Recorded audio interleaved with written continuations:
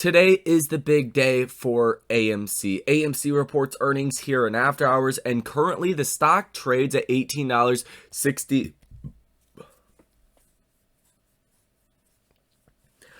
Today is the big day for AMC. The stock currently trades at $18.67 per share, up about 2.5% on the day. So we are now above this level that we were just at about 10 trading days or so, where we peaked out at $18.37 per share. Now, there is some things that you guys need to know. A lot of this is bullish, but there is a bearish scenario that could play out a little bit, and I'll just give that to you guys right now. We'll skip the intro, we'll get straight into the video. So the bearish scenario is what Adam Aron said. He essentially said that sometime after August 4th is when the shorts will get pounced on, where shorts will get essentially squeezed out of their positions. And now a lot of people have been buying AMC stock, a lot of trading algorithms, a lot of hedge funds, due to the fact that people expect something really solid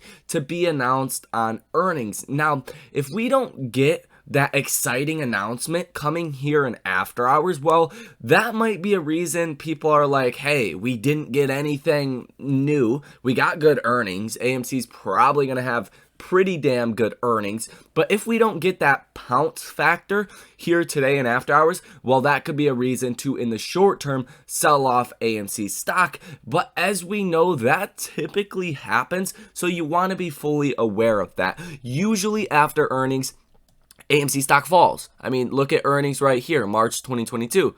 I mean, you fell subsequent days after earnings quite dramatically, and then you went through a big rally. Same thing back here. You fell after earnings 9%, and then another 5.5%, and then another 12.5%. Finally bottomed out, rallied 8%, and then continued on this rally that we have seen from $9.70 per share all the way up to almost $20 per share at one point today. So we tend to sell off after earnings, yes, but we do tend to rally the subsequent 2 to 4 weeks after earnings. So keep that in mind, and that is a bearish narrative that I could see playing out. Now, I'm not a fortune teller. I don't know exactly what will be said, but I can imagine that we're going to get some bit of good news around their different businesses, their credit card business, their crypto business, as well as possibly new partnerships. But most importantly, I think the markets really want to hear a new acquisition. If AMC went out and acquired a new stake in a new company, well, that's going to be very, very bullish. I think that's the most bullish thing that we could get, because it diversifies AMC away from just the movie theater business. If AMC could really become like a holdings company of sorts and have more assets on their balance sheet, not just related to movies or movie theaters, I think that would be a very positive thing. Now let's talk about exactly what's going on here today in the market. So the Bank of England actually dropped a bombshell on the world. The Bank of England launches biggest interest rate hike in 27 years, predicts lengthy recession. The key points: the sixth consecutive increase takes borrowing rates to 1.75% and marks the first half-point hike since the bank was made independent from the British government in 1997. The bank now expects headline inflation to peak at 13.3% in October and to remain at elevated levels throughout much of 2023 before falling to its 2% target in 2025. The MPC now predicts that the UK will enter recession from the fourth quarter of 2022 and that the recession will last 5 quarters. So this would be the deepest recession since the global financial crisis. And to have the Bank of England coming out and just saying this outright really makes you wonder what the hell our Fed is doing. Because, I mean, they're coming straight out and they're saying, yeah, we're going into a recession. And it's going to be a pretty lengthy one at that. You're talking a year and a half of a recession. So we'll see what happens with all of that. That is definitely a bombshell on the markets here today.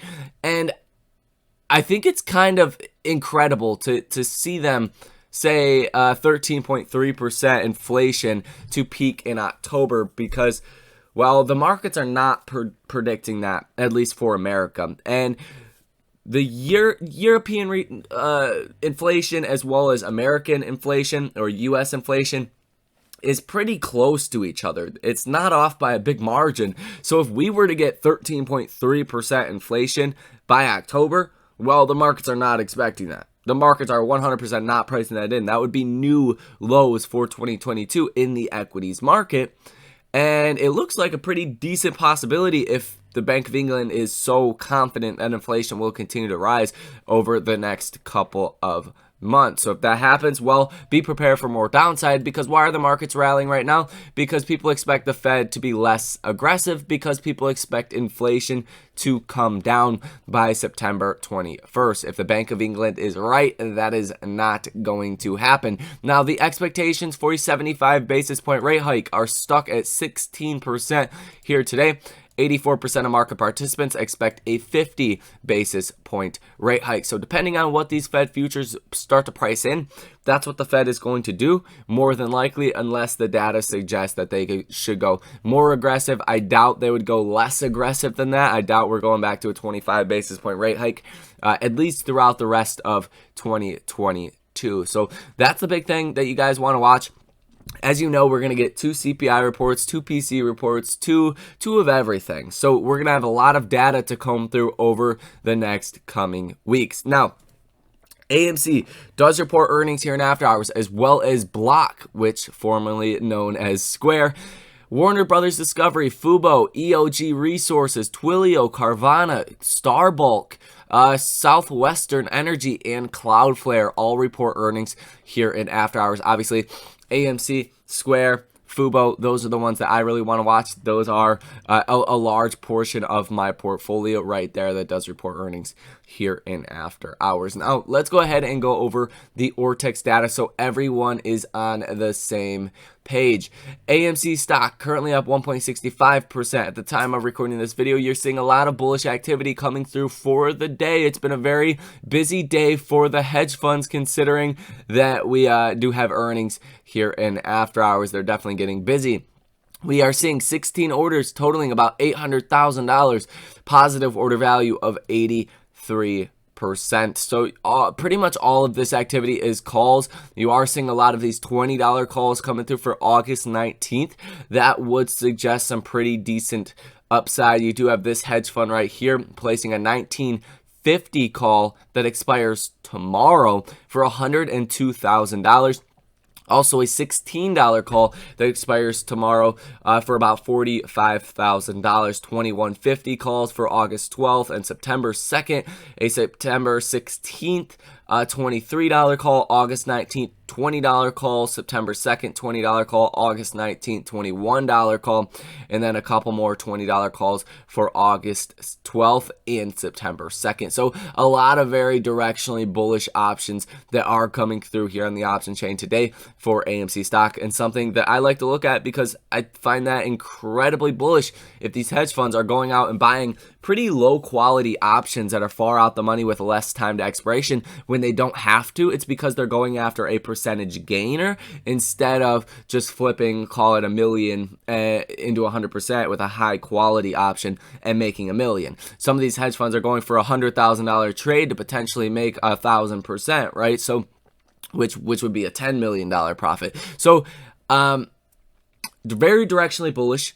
The low quality options trades that are very bullish is a big indication that we're probably going to see a bigger move than not. Now, the short interest, the value, the dollar amount, I should say, is $1.76 billion, 18.7% short interest of free float. 25.57% of the float is currently out on loan. Shares out on loan, 131.76 million. Days to cover, 3.14. Cost to borrow at about 9.43% and 100% share utilization. The cost to borrow max sitting at 10.49%. Cost to borrow average at 9.12% and cost to borrow minimum at 7.94%. So when you add all this together, there's definitely a lot of room for AMC stock to rally to the upside, but keep in mind what tends to happen after earnings is the stock does tend to fall to then recover and rally the next 2 to 4 weeks after that. And today we really don't have too much as far as economic data, but we do have the balance of trade, which you know, didn't come in anything too crazy. Exports, imports, none of this was a big deal, but you do have Fed Mester that speaks at 12 p.m. and that's probably going to move the markets, because what these Fed speakers say is going to give us clarity on what they are thinking and what they want to do for the next Fed meeting. So that's going to be important. You do have the unemployment rate for July and the non-farm payrolls for July as well coming here tomorrow, and then you also do have Fed Barkin that speaks at 8 in the morning. That data, the unemployment rate and the non-farm payrolls, do come out at 8:30 in the morning tomorrow as well. So that's pretty much it as far as the AMC stock. You know, on a technical basis, it looks really good. It looks like from here you either come back down to the 100-day moving average, $15.50 per share is where that is currently sitting at, or you make our way above the 200-day moving average, which is around $21 per share. I really don't think there's no in between. When it comes down to this earnings, you're going to see a big reaction in one direction or the other, and I think it all comes down to this whole win pounce situation, right? I think some of the good earnings might be priced into the stock, but the announcements are probably not. And depending how good or bad those announcements are, that is what is going to make all the difference. The RSI is now trading at 67.90, so a little bit closer to the overbought side, but we're not quite there yet. And the MACD is now very bullish. So that is going to be it for this video. Hit that like button and subscribe to the channel. Source your comments, questions, or concerns down below in the comment section. Thank you guys for tuning in, and I will see you in the next one.